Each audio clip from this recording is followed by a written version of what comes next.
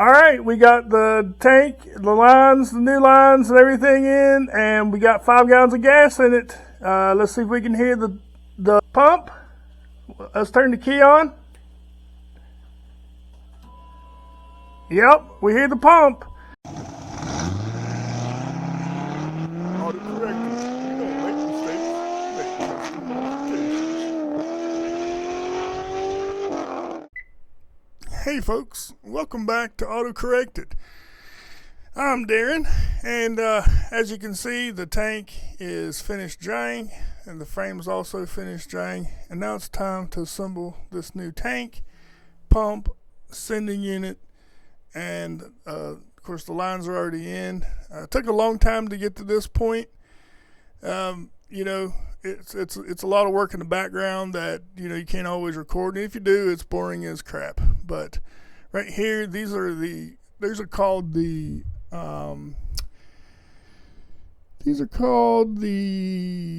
anti-noise straps, something like that. Anyways, it's to protect the tank. You keep it from squeaking with the metal straps. They're like a really kind of hard foam with sticky on the back.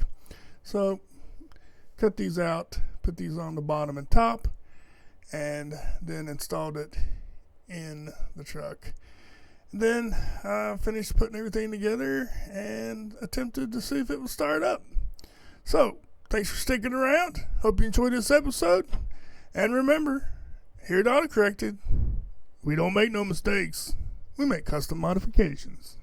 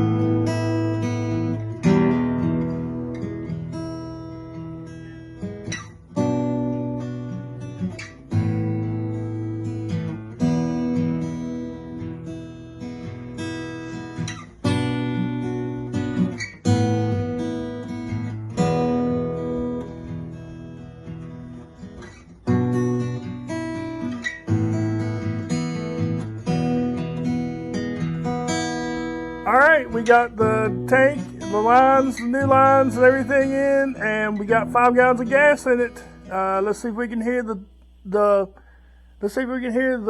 pump. Let's turn the key on.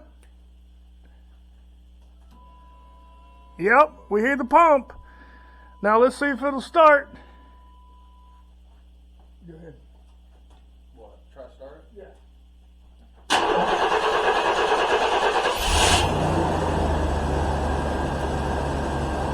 Hey! Woo! It's a runner! I didn't even have to put any fuel in it. Or in the carburetor.